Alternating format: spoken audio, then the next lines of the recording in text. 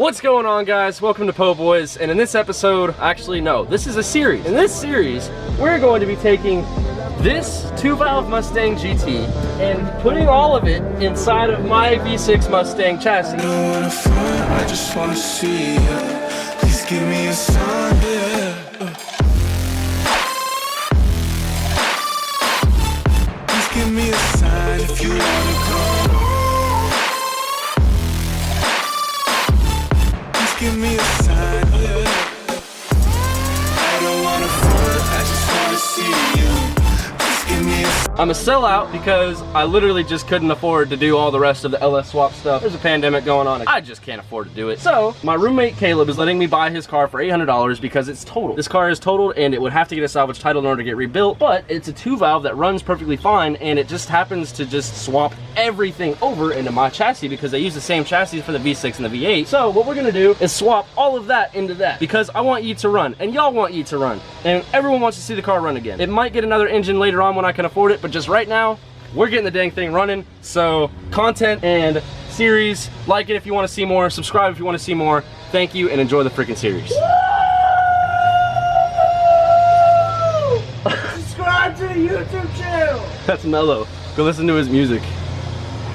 Alright guys, so let's go ahead and basically let you know what's going on with this car. This was Caleb's car. It's a completely reliable 2-valve engine. It's an automatic transmission, which kind of sucks, but at the same time, it's better to have a running car than just a shell of a car, so we're gonna have it automatic for now. It sucks, but it's gonna be manual eventually whenever we can get there, but it's gonna be a build process. I mean, start from the bottom, get somewhere. So this is the Mustang. If you can see, the airbags got deployed. Caleb actually got in a wreck. There are videos actually of that online. I think it's Gavin's video. You can go click on that. But the airbags deployed. The interior of the car isn't too bad, but you can see a lady pulled out in front of him and actually T-boned him.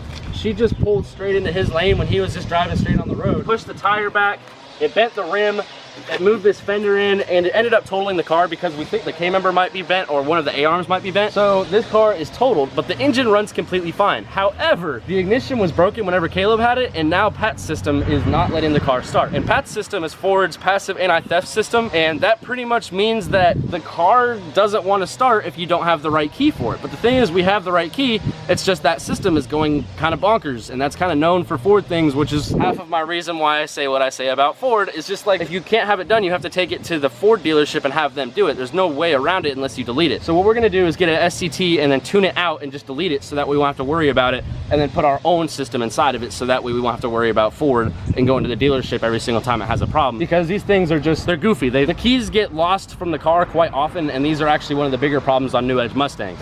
The engine's in pretty good condition, nothing wrong with it. The only reason it won't start is, like I said, the PAT system, which is just cutting, I believe, fuel. But it has fuel pressure, it's got everything you need. 2-valve engine, it's clean, there's a little bit of corrosion on it. We're gonna probably make a custom expansion tank, a custom cold air intake, maybe just a regular cold air intake, I don't know, we'll do something along the lines of that. We're gonna do AC delete because it's a race car, we're just gonna keep it lightweight for now. Also EGR delete because we don't need that. Switch over all the brake booster and stuff, and then probably switch over the harness as well, because that wouldn't be too hard to do. And then get another radiator for it so we can fit in the tubular front end, because we're also dealing with the tubular front end on YEET. So we're gonna go ahead and show you this. This is the tubular front end that I put on the car. If you want to watch that, you can go click over there. This is pretty much what we're dealing with as far as space. There's a ton more space in here to do all the fun activities, to do whatever we want. The bumper is just 2 pins right here and then 4 bolts. So the bumper's super easy to take off. The headlights are 1 pin. Everything is just made extremely simple, so motor swaps will be easy in the future. That's something I kind of thought about. I really wanted this car to be just a shell that I could put whatever engine inside of and just freaking roll with it. Like if I want to go 2JZ 1 year,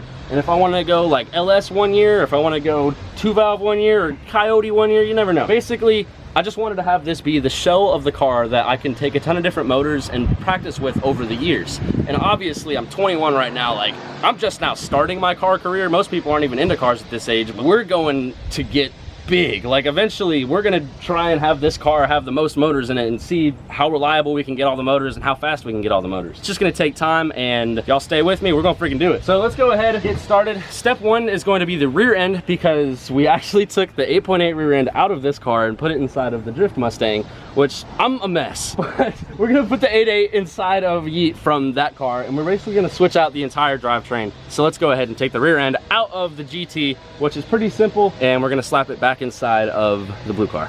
All right, guys, if you can see right here, those are some parts that I took off. This is more exhaust stuff, some brake line parts. But inside of here, you can see I have most everything off. There's a quad shock that I took off right here. There's also the spring right there. There's a sway bar mounts because this is a GT, which is bougie. There's also an ABS sensor right in here that I took out. It goes in this hole. I don't know if it'll focus, but there's a hole right there that it goes into. Oh, there we go. Yeah, that right there. That's what the ABS sensor goes into. And then the shock right here. And then we're gonna have to take off the 4-link bars as well. So that's pretty much the whole side of this right here. We have the brake lines, we have the exhaust to get out of the way, then the ABS sensor, the quad shock, and then the shock itself. And then we're gonna be able to have the rear end out of this car. So if you're gonna be able to tell, if you didn't see what was going on, everything is still attached over here. This is what it looked like before I took it apart. This is the quad shock, this is the regular shock, this is the spring, the brake line, which I just unbolted those, and then the exhaust we're gonna have to take out of the way, and then the sway bar links, and then down there you can see the ABS sensor, because obviously bougie GT with ABS and traction control, which is why I like the V6, because there's no traction control and no ABS, which means there's not going to be a computer telling me how to drive the car whenever I want to drive it, and I'm not going to have to figure out a way to turn it off. So it's nice being able to just have it off and leave it off. So let's go ahead and get this side taken apart. I just wanted to show you what it looks like and what I had to do in order to process, just in case you wanted to do it yourself at home. All right, guys, so after a lot of freaking work,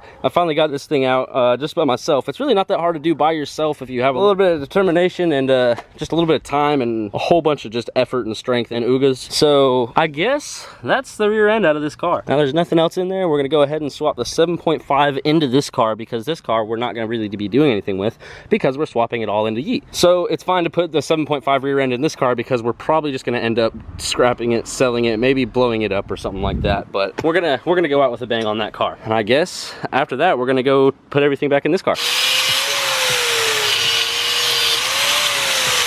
Cut springs. All right, guys, so I went ahead and took out everything under YEET, which is pretty simple. It's just all the 4-link bolts inside of there and the suspension, which was easy because I didn't really have too much hooked up, because I knew I was going to switch it out for an 8.8. I knew this was going to happen the whole time. I was just waiting until I was good to buy Caleb's car, and now I'm buying Caleb's car to make mine run, and then we're going to end up selling Caleb's shell or blowing it up, etc., like I said earlier. But now we can get this thing going. So got the 7.5 out. So it was just something that we thought of the whole time. It's just someone's using a jackhammer over there, dog. Like, come on. Either way, we're pushing this 7.5. We're gonna put it in Caleb's car just so his car can roll around, and put the 8.8 in this car so we actually can hold some power. All right, we don't care about that rear end, which is why I'm doing that. But I'm gonna go ahead and throw this big one inside of YEET. All right, guys, so I have everything on this car in. As you can see, I have the regular suspension, the cut springs that I just cut, the shock and everything all bolted in, all the 4-link in. The drive shaft is not in yet, but I'm gonna wait until we have the transmission for that. And also the rest of the car, everything is good to go. So I'm gonna go ahead and put the wheels back on. YEET is ready to go. The only thing we need to do now is bleed the brakes and then connect the drive shaft. All right, guys, so I went ahead and put the car all back together. This is on the lowered springs that we have. And you can see, it could probably use some shocks, but it's got some nice suspension right there. And this thing is on the ground. There's finally suspension in YEET. I was using jack stands in place of springs beforehand, but now we're using the freaking springs. Everything's in there. All the brake lines are connected, and the car looks great, by the way. It finally looks a little bit lower because Caleb's car was completely stock, but we cut the springs. You can see the little spring ends there.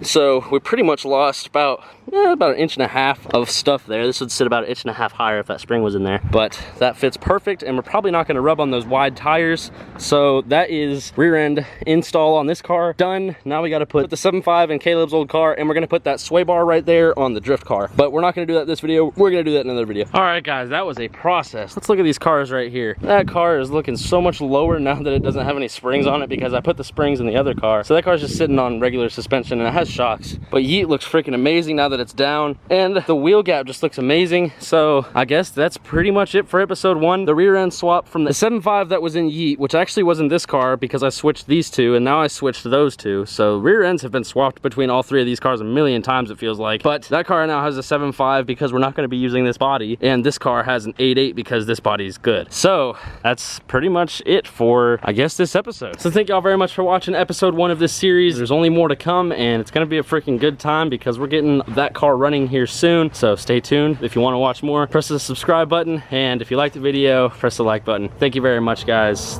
Have a great one. Remember to have a great one. Remember to freaking send it. Be great.